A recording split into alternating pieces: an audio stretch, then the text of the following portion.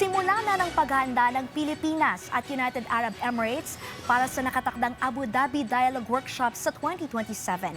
Samantala, ligtas namang nakabalik sa bansa ang mga Pilipinong tripulante na sakay ng barkong tinamaan ng projectile sa Iraq. Yan ang sentro ng balita ni Carlo Candelaria.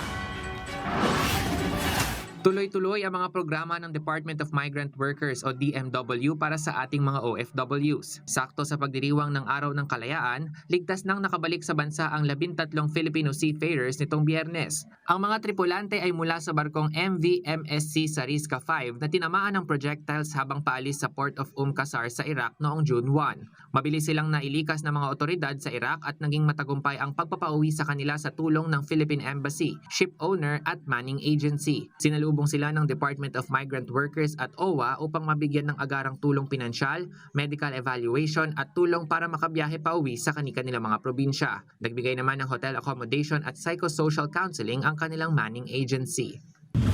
Ligtas at disenteng trabaho naman sa iba't ibang bansa ang hatid ng DMW nito ring nagdaang Araw ng Kalayaan. Mahigit 700 aplikante ang natulungan sa ginanap na mega job fair sa isang mall sa Ortigas. Sa tulong ng 13 licensed recruitment agencies, mahigit 4,000 bakanteng posisyon sa Europe, Asia Pacific at Amerika ang binuksan para sa iba't ibang sektor tulad ng healthcare, manufacturing, hospitality, housekeeping at marami pang iba. Tampok din sa aktibidad ang mga OFW repatriates o mga nakauwi dahil sa krisis sa pamamagitan ng Kalmi program ng DMW na nagbibigay ng mabilisang job matching para sa kanila. Ayon kay DMW Officer in Charge Bernard Olalia, layunin ng pamahalaan na bigyan ng laya ang mga Pilipino na pumili ng ligtas at magandang kinabukasan sa ibayong dagat.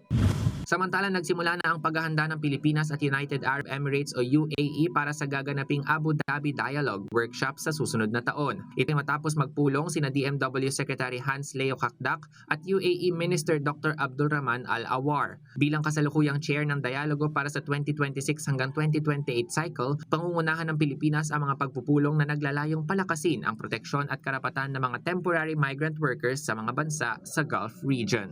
Carlo Luis Candelaria para sa Bayan.